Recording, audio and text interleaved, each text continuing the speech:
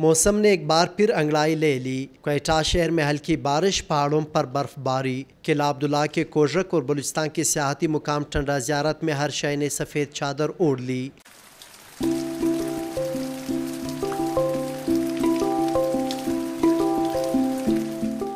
कुदरत के हसीन नज़ारों से लुत्फ़अंदोज़ होने के लिए चमन के शहरियों ने कोर्रक तो क्वेटा और दीगर इलाकों के लोगों ने हाना उड़क और टंडा ज़ियारत का रुख कर लिया।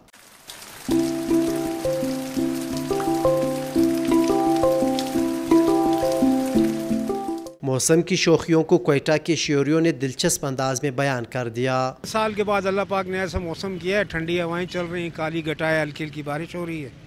हम क्वेटा वाले तो तरस गए थे इस मौसम के लिए।